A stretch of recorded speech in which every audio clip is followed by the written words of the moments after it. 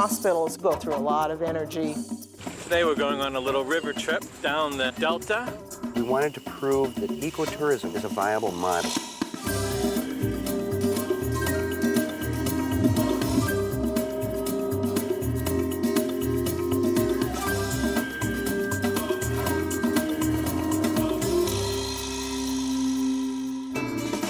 Welcome to Save My Planet. I'm Stephen Brooks, here in the Osa Peninsula of Costa Rica. This dense tropical rainforest has been called one of the most biologically intense places on Earth, and it's pretty easy to see why. The Osa is home to hundreds of thousands of plant and animal species, and it plays a fundamental role in helping to regulate our global climate. But more about that later. First, have you ever thought about the collective carbon footprint of hospitals? It's huge. From water and energy consumption to carbon dioxide emissions, the healthcare industry is ready for a sustainability upgrade.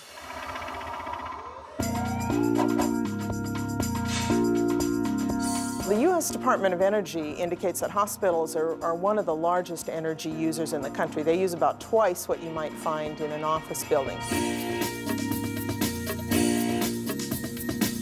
Now, part of the reason for that is that we're open 7 days a week, 24 hours a day, 365 days a year. So we're heating and cooling, we have lighting on, we have equipment running. Rush University Medical Center is an academic medical center. We're here to not only care for patients, but to not leave behind, major problems. We want to do our part to really reduce and potentially eliminate some of the footprint we might leave behind. In 2003, we did little or nothing green here at Rush. We recycled a little bit, and of course now it's completely, utterly changed. Everyone kind of lives and talks green on a daily basis. Rush generates more than 4,000 tons of waste in a year. About half of that waste is paper. Another 20% is plastics, and so our goal has been to try and recycle as much of that as we can. One of the big things that we've done is to actually set up these recycling stations around campus in many of the public areas. And then there's the problem of all that precious H2O that the hospitals are drinking up. Hospitals use a lot of water in a year. Rush uses over 100 million gallons of water. And that goes for a lot of different things. We have more than 700 patient rooms, and so each of those rooms has bathrooms that are being used by the patients. Our staff is washing hands.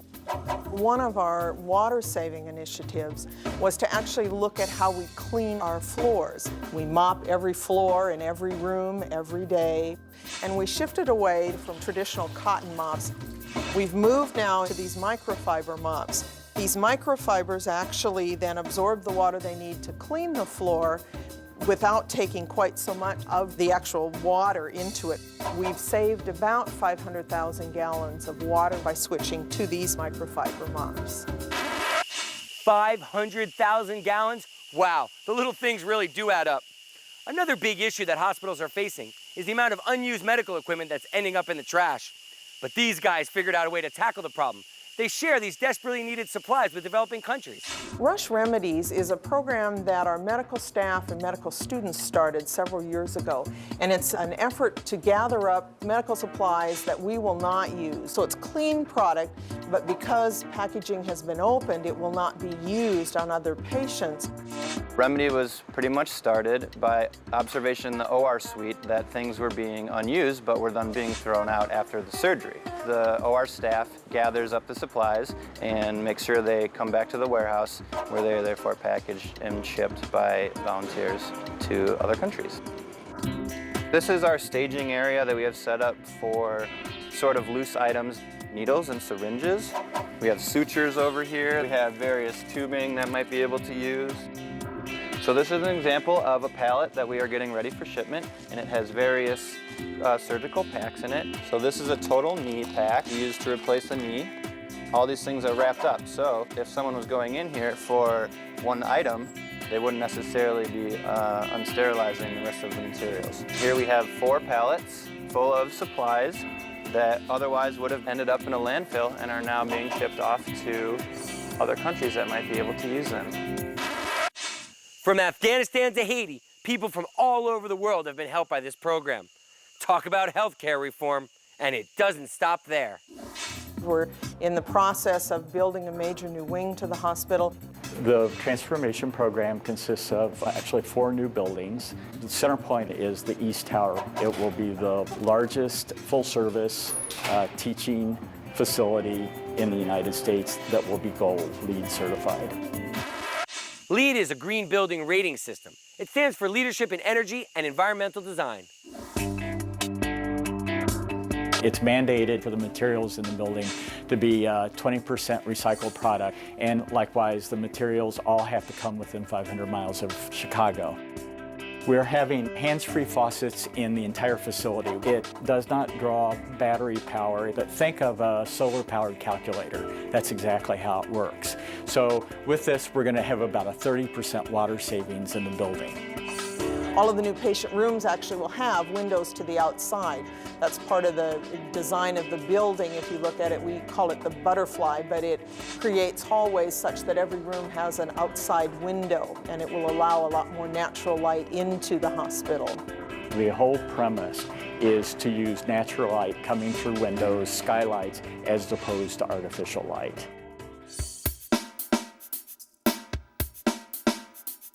Our goal is to find initiatives that will in fact reduce our costs, but there are some things we've put in place just because we believe it is the thing that we need to do. People that talk about green, the first thing they shy away from is it costs too much. I can't do it. I don't have the time to do it. And what we've found, obviously the first time cost is going to be a little bit more expensive. The long-term payback is really good and a lot better than conventional. It's a big deal for healthcare. It sure is. Studies show that patients that are treated in green hospitals have a lower rate of infection. Now that's good medicine. Up next, we're going to travel around the world to Myanmar and take a first-hand look at global warming. Welcome back to Save My Planet. Global warming isn't something that's on the horizon. Most scientists agree that it's already here and having a real impact. In 2008, Cyclone Nargis hit the southern coast of Myanmar, the country formerly known as Burma, causing massive flooding and a huge loss of life. To help those affected and to make sure this kind of damage doesn't happen again, the United Nations World Food Program came in to build dikes, plant trees, and to assess the effects of global warming firsthand. To capture the story, the WFP's Jonathan Dumont came equipped with a camcorder and a big to-do list.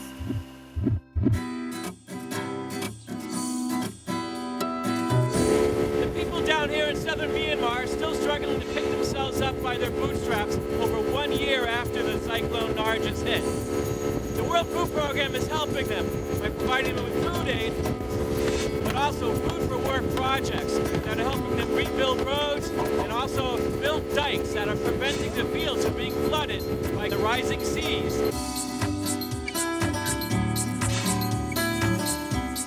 Today we're going on a little river trip down the delta to visit a distribution of food and a dike food for work project where we're trying to help people by building up walls that protect land from the high seas that are happening due to climate change. We have to go by boat because that's the only way to get there around these parts.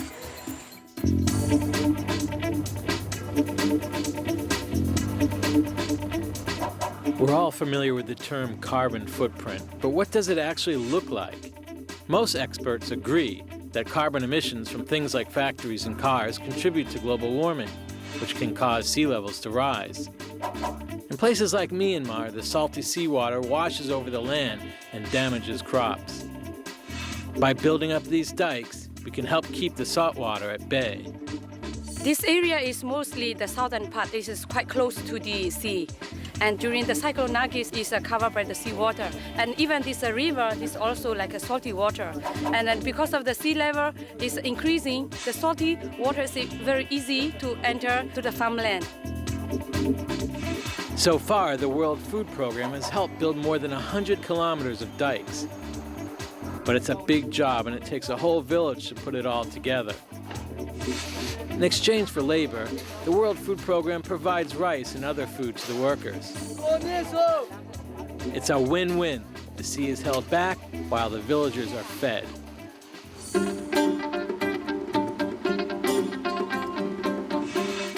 The World Food Program has also begun a project to plant trees along the riverbanks. to help guard against farmland erosion. After 3 years, they can use like a fuel firewood, and after 7 or 8 years, they can use for the shelter construction. WFP supported 3,500 plants of the tree plantation project, and then the project is ongoing. And these new trees won't just benefit the people of Myanmar, they'll help the rest of the planet too by reducing levels of carbon dioxide, a greenhouse gas that's tied to global warming. As we travel through Myanmar, it's easy to see another result of the cyclone, the toll it's taken on transportation. Couldn't quite figure out why it would take 7-8 hours to get there when we're so close. And now I realize why, because this is where the road stops and the dirt starts. You know, now that it's raining, where the mud starts. To help put the roads back together, the World Food Program is organizing locals to rebuild. People like Ai are among those benefiting from the project. She told me that when the storm hit her village, she took shelter in a tree, holding her 2-year-old sister. But the winds and waves came in so fast that the baby was swept from her arms. 6 of the 9 members of her family died that night. She now lives with her uncle and 400 other Naga survivors in this village. In the wake of her loss, Ai told me the only thing that makes her happy is working. The new roads will help connect the villages and allow people to get to the main highways, making work and life a little easier. Most of the villagers, day to day, they have to walk through the muddy. And it took half an hour at least to reach the Patagong village before they renovate the road. After Food for What Road project, it took 10 minutes only. There's still a long road ahead to help the people of Myanmar get back on their feet. But by protecting the land against the effects of climate change and rising sea levels, we're hoping to make an impact that's both local and global. Thanks, Jonathan. Seeing the devastation of the cyclone in Myanmar is a real wake-up call to the seriousness of global warming and the amount of work that still needs to be done. Up next, we're going to travel to the Osa Peninsula in Costa Rica and see why it's called the lungs of the earth. Welcome back to Save My Planet. We're here in the tropical rainforest in the Osa Peninsula of Costa Rica, a place that produces such massive amounts of oxygen, it's known as the lungs of the earth. It's also one of the most biologically diverse regions in the world. Half of all the species found in Costa Rica call this place home. It's no wonder then that people here are doing everything they can to preserve and protect this unique and magical place.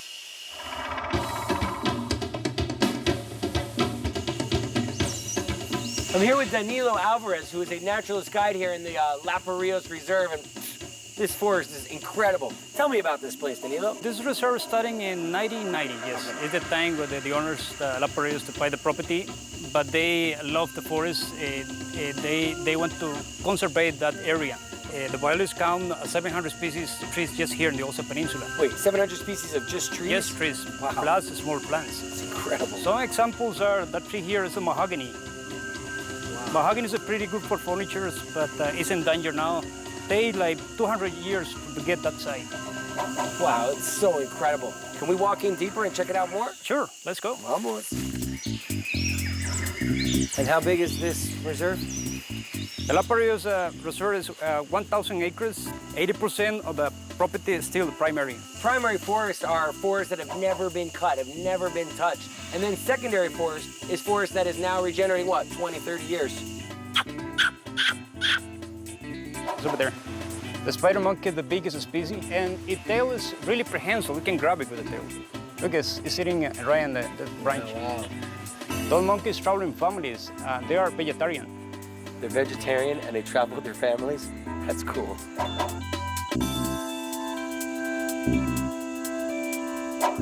Check this out. It's a poison dart frog. That tree over there with the white bar, that kind of tree we call Tetragastris panamensis, or we call calamine tree, because we can use the sap for mosquito bites, sunburns, antiseptic. Cool. And also the sap is very combustible. Whoa. you know, you never know. I mean, it just looks like, you know, all these other trees, but all these plants and trees have so many uses. This is just another example of why we need to protect these forests. You never know what they're gonna do. Is it pretty? Give me your arm. Okay, put it arm here. See? Tattoo fern, that's cool. So why does it do that? Well, this plant has a wax underneath because the wax protecting the leaf for bacteria and fungus. And this is the defense mechanism. So this will protect me from bacteria and fungus? We use that wax, put it in the baby. Use it like baby powder. It's incredible. Just another example of the bounty that you find in the forest and how many incredible uses.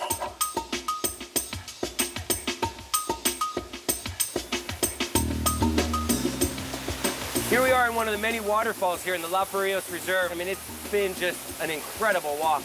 So beautiful, and Danilo just knows so much. So where does this water come from, Danilo?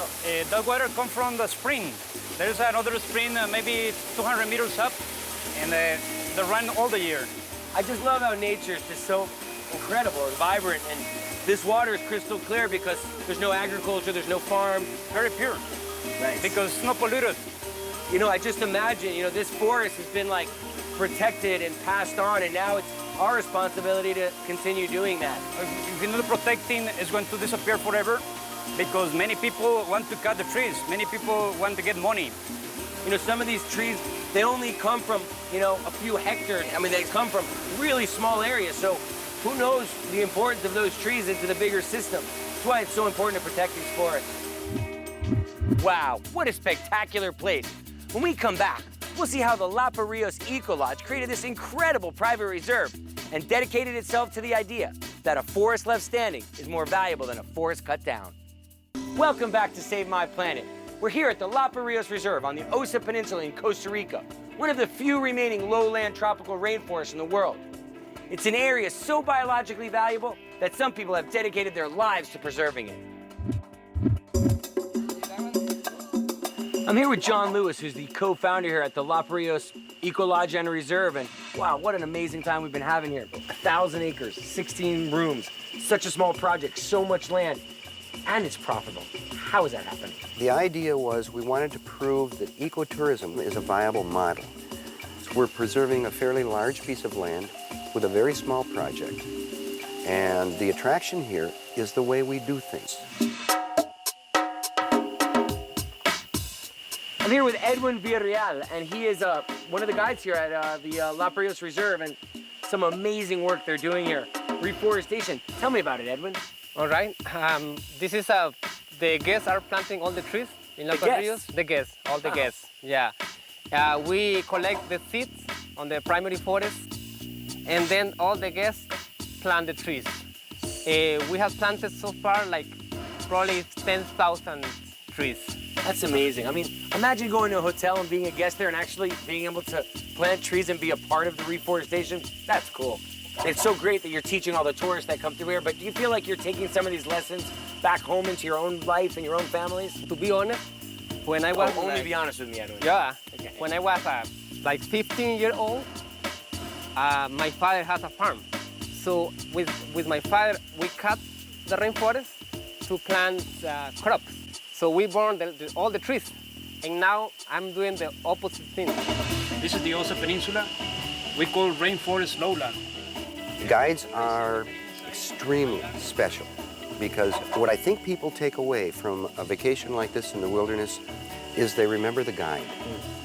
They remember the time in the forest. They remember the lessons that they were taught. Look at him. Look at this, looks like a We found some white-faced monkey. Tell me about this, Alberto. Yes, Stephen, this is one of the 4 species of monkey that we have in Costa Rica. Scientists consider this monkey, after human and after the chimpanzee, the most intelligent terrestrial mammal. I mean, don't get me wrong, they're cute and cuddly and everything, but what role do they play in the forest here? Well, they're important. As everything in the forest is important. They spread a lot of seeds. Sometimes they eat fruit, so they drop in maybe miles away, so they disperse the seed. And they are part of the food chain. That's the reason that they travel in troops. If I am a monkey, I'm sleeping and I am alone, a boa snake or my predator, a wildcat could come and eat me. Right. But if I am with a bunch of people, hey, Alberto, wake up. Our predator is around. Oh, wow. How cool. You have to see it. Yeah, Check the picture. La Parrilla for me was like a school, you know? Wow.